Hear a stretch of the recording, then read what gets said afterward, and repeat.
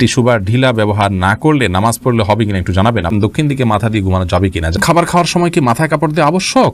ফরজ গোসল কারণবশত বিলম্বে করলে কোনো গুনাহ হবে কিনা? 4 রাকাত বিশিষ্ট নামাজের প্রথম বৈঠকে তাশাহুদের পর দুরূদ পড়ে ফেললে করণীয় কি? বাথরুমে উলঙ্গ হয়ে গোসল করা যাবে কিনা? ওযু ছাড়া হাদিস শরীফ পড়া যাবে কিনা? জুমার দিন অনেকে মৃত ব্যক্তির দোয়া করার জন্য মিষ্টি নিয়ে আসে, সেটা খাওয়া যায় কিনা? কেউ সফরে আছেন কিন্তু সফরের নিয়মে কসর না পড়ে নরমালি নামাজ পড়লে তার নামাজ হবে কিনা? এখন নিচে জুব্বা পরা কি জায়েজ আছে? স্বামী স্ত্রী একত্রে নামাজ পড়ার সময় স্ত্রীকে একামত দিবে? মহারণা না দিয়ে স্ত্রীর কাছ থেকে মাপ চেয়ে নেওয়া যাবে কি? মোবাইলে অশ্লীল ছবি বা ভিডিও নিয়ে নামাজ পড়লে কি নামাজ কবুল হবে? মেহেদী হাসান আপনি লিখেছেন, কেউ সফরে আছেন কিন্তু সফরের নিয়মে কসর না পড়ে নরমালি নামাজ পড়লে তার নামাজ হবে কিনা? নামাজ তো হয়ে যাবে, কিন্তু এই কাজটি করা উচিত নয়। সফরের যে আল্লাহ তাআলা ছাড় দিয়ে ছাড় গ্রহণ করতে হবে, ইচ্ছাকৃত করা উচিত নয়, জায়েজ নাই। এমদাদুল হক আপনি লিখেছেন, পিতা যদি হারামভাবে ইনকাম করে, ইনকাম কি পরিহার অন্যদের জন্য হারাম হবে? যার নিজস্ব ইনকাম করার সুযোগ আছে তিনি তার উপার্জন নির্ভর করবেন, হারাম উপার্জন উপর নির্ভর করবেন না। যদি অন্য কোনো উপার্জন না থাকে তাহলে সেক্ষেত্রে বিকল্প হিসাবে ছোট শিশু আছে, নিরুপায় আছে, আপনি আপনার জন্য এটা জায়েজ হবে। শহীদুল ইসলাম লিখেছেন, জুমার দিন অনেকে মৃত ব্যক্তির দোয়া করার জন্য মিষ্টি নিয়ে আসে, সেটা খাওয়া যায় কিনা? মিষ্টি খাওয়াতে কোনো অসুবিধা নেই, তবে দোয়া করার পর মানুষকে মিষ্টি খাওয়ানো এটা আসলে কোন হাদিস নির্দিষ্ট কোনো বিষয় নয়। এমনি দোয়া করলাম, আমরা দোয়া চাইলাম, কেউ দোয়া করলো, এটা ভিন্ন কথা। কিন্তু দোয়া করার পর তাকে মিষ্টি দেয়া এটা আমাদের দেশীয় কালচার, এবং এটা অনেকটা দোয়ার বিনিময় কেন জানি মনে হচ্ছে। মৃত ব্যক্তির জন্য দোয়া করার পর পয়সা নেওয়াও জায়েজ নাই, কোনো বিনিময় নেওয়া জায়েজ নাই। এটা বিনিময় আপনি না বললেও যে ঠিক আছে উপস্থিত মানুষদের জন্য হাদিয়া, সেই হিসাবে এটা খাওয়া জায়েজ আছে। যে কেউ দোয়া করুক বা না করুক, মসজিদে যারা আছে সবাইকে খাবার দিলাম, সবাইকে একটু মিষ্টি খাওয়ালাম যাতে মৃত ব্যক্তির সওয়াব পায়, সেই উদ্দেশ্যে তিনি করলে এটা গুনাহ হবে না সন্দেহাতীতভাবে। সেই জন্য বললাম এটা খাওয়া জায়েজ আছে, বাট দোয়া করেছেন তার জন্য মিষ্টি এরকম যেন না হয়। বিষয়টা, এই কালচারটা একটা পরিবর্তন আমাদের আসা উচিত আসলে। বেলাল হোসেন জানতে চেয়েছেন, 4 রাকাত বিশিষ্ট নামাজের প্রথম বৈঠকে তাশাহুদের পর দুরূদ পড়ে ফেললে করণীয় কি? হানাফি মাযহাব অনুযায়ী আল্লাহুম্মা সাল্লি আলা মুহাম্মাদ এই পর্যন্ত পড়ে ফেললে আপনি সিজদা সাউ দিবেন। অন্যান্য অনেক উলামা ইকরাম অবশ্য বলেন যে না, এই কারণে সিজদা সাউ দিতে হবে না। বিশেষ করে আরবি স্কলাররা বলেন যে না, এই জন্য সিজদা সাউ দিতে হবে না। সৌদি আরব উলামা ইকরাম সহ অনেকেই বলেন। সাইফুল আপনি লিখেছেন, টাকুর নিচে জুব্বা পরা কি জায়েজ আছে? টাকুর নিচে জুব্বা পরা জায়েজ নয়। আপনারা অনেক সৌদিয়ানদেরকে দেখেন, তারা টাকুর নিচে জুব্বা পরে, মাথা টুপি পরে, আবার উপরে একটা আপনাদের শেখরা যেরকম রুমাল পরে, ওটা রুমালও পরে।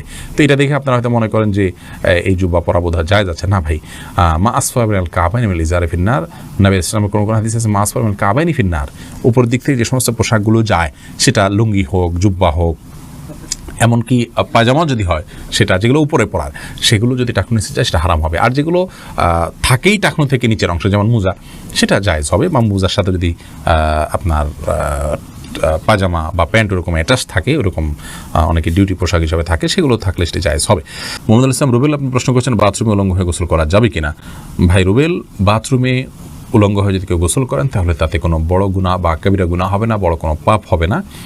তবে এই কাজটি অনুত্তম এবং ভালো নয় আমাদের জন্য, জাস্ট এইটুকু আমরা বলতে পারি। কিন্তু আপনার এর কারণে কোনো বড় গুনাহ হয়ে যাবে ব্যাপারটি এরকম না। বিশেষ ওজোরের কারণে যদি আপনার বিবস্ত্র হতে হয়, আপনার জন্য সেটা জায়েজ রয়েছে।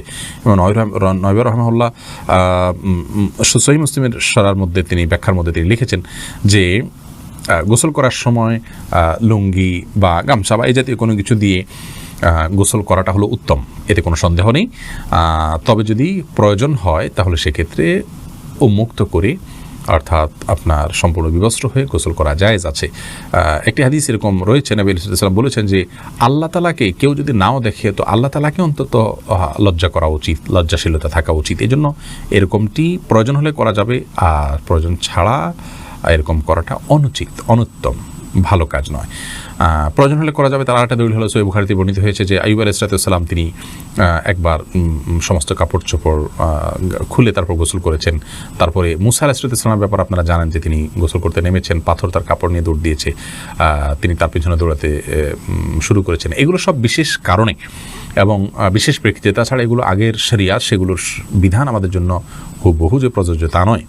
আমাদের জন্য অনুত্তম হবে কাপড় চোপড় একদম খুলে গোসল করাটা, তবে হারাম নয়। এরপর সামিতা জেরিন আপনি লিখেছেন, অজু ছাড়া হাদিস শরীফ পড়া যাবে কিনা? জি, হাদিস পড়তে পারেন। হাদিস পাঠ করার জন্য অজু এটা জরুরি নয়। ইসলামিক বই পুস্তক পড়ার জন্য অজু জরুরি নয়। অজু জরুরি হবে কোরআন কারীম যখন স্পর্শ করবেন পাঠ করার সময়, সেটি মুখস্থ পড়লে কোরআন শরীফ তেলাওয়াত করার জন্য আপনার মুখস্থ অজু থাকা জরুরি নয়। আর রাশেদ খান লিখেছেন, মহারণা না দিয়ে স্ত্রীর কাছ থেকে মাপ চেয়ে নেওয়া যাবে কি? স্ত্রীর কাছ থেকে মহারণা না চেয়ে মাপ চেয়ে নিলে সেটা জায়েজ হবে, কিন্তু আপনি বিয়ের আগে থেকে প্ল্যান করছেন যে আমি রাতে, বাসর রাতে স্ত্রীর কাছে মাপ চেয়ে নেবেন, নেবে, এটা তো ছোট লোকই, এটা তো স্পষ্ট ছোট লোকই। আপনাকে বিয়ে করতে গিয়ে বলেছে যদি আপনি মোহনা দেওয়ার ক্ষমতা না থাকে, হ্যাঁ আপনি দেওয়ার ক্ষমতা ছিল, প্ল্যান ছিল, কোনো কারণে হয়ে উঠলো না, আপনি তখন মাফ চান, একটা ব্যাপার।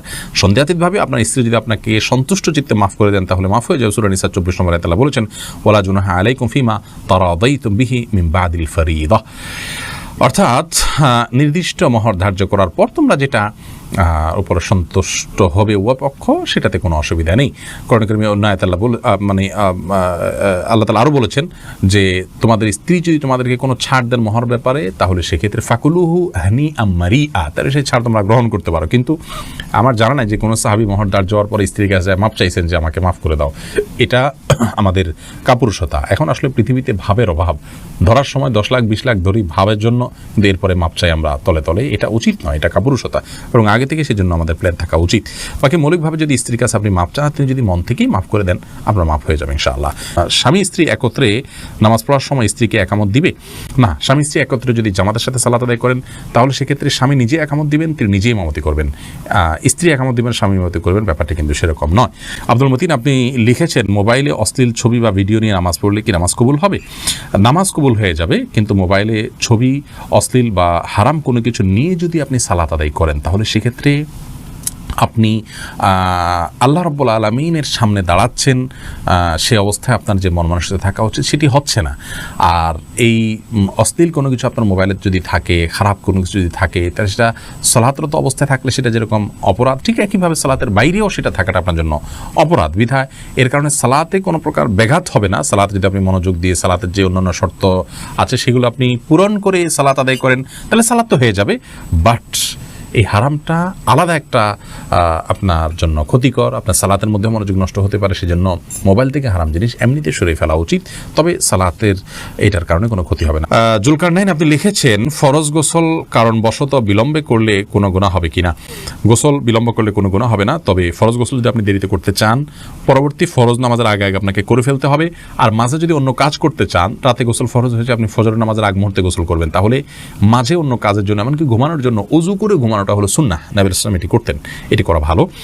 বাকি গোসল তৎক্ষণাৎ করে ফেলতে হবে এমন কোনো বাধ্যবাধকতা নেই। গোসল ফরজ গোসল না করে অন্য কাজ কাম করলে মেয়েদের উপরে অনেক রকমের প্রেশার আমাদের সমাজ থেকে আসে, তো এটা উচিত নয়। এটা ছেলে মেয়ে সবার জন্য ইসলাম জায়েজ রেখেছে, উযু করে তিনি অন্য কাজ করতে পারেন, কিন্তু যথাসম্ভব দ্রুত ফরজ গোসল করে, ফরজ যেহেতু রয়েছে দ্রুত গোসল করে ফেলতে পারে, সেটা ভালো।